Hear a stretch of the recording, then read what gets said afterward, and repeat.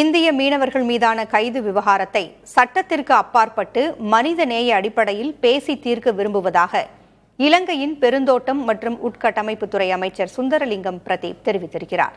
அவருடன் புதிய தலைமுறை செய்தியாளர் ராஜ்குமார் நிகழ்த்திய பிரத்யேக உரையாடலை பார்க்கலாம்.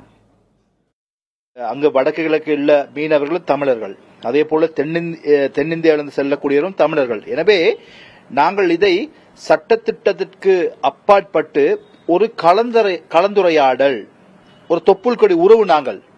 எனவே நாங்கள் இதை பேசி தீர்த்து, இருவரும் பேசி தீர்த்து இந்த பிரச்சனைக்கு நாங்கள் தீர்வுகளை கட்டாயம் காண வேண்டும் என்ற எண்ணப்பாட்டிலே நாங்கள் இருக்கிறோம்.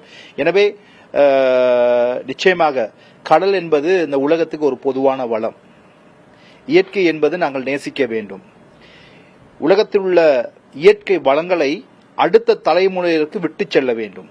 அதான் எங்கள் ஒவ்வொருடைய கடமையா இருக்கு. அது எங்க மீனவராலும் சரி, இலங்கை மீனவராலும் சரி, இந்தியா மீனவரும் சரி, அதோட எந்த உலகத்தில் எந்த பகுதியில் இருக்க மீனவர்களுக்கும் அந்த பொறுப்பு இருக்கிறது.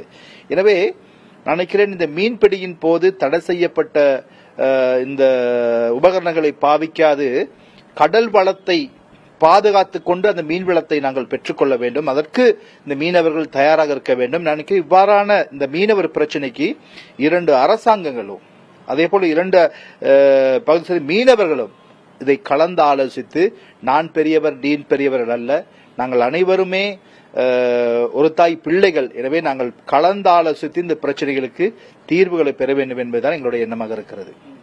மீனவர்கள் கைது செய்யப்படுவது மட்டும் இல்லாம மீனவர்களுடைய படகுகள் பறிமுதல் செய்யப்படுவது, அவங்க சிறையில் இருப்பது, இந்த நெருக்கடிக்கெல்லாம் தமிழக மீனவர் உள்ளாகுறாங்க. இப்ப குறிப்பா இப்போது வரைக்கும் ஒரு 207 படகுகள் இலங்கை அரசாங்கம் வசம் தமிழக மீனவர்கள் இருக்கு.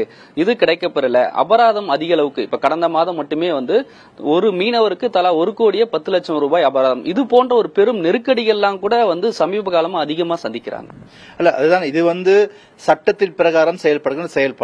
அதாவது இலங்கை அரசாங்கத்துக்கும் சட்டம் இருக்கிறது, இந்திய அரசாங்கத்துக்கு சட்டம் இருக்கிறது, அதே போல கடற்சார்ந்த சட்டங்களும் இருக்கிறது.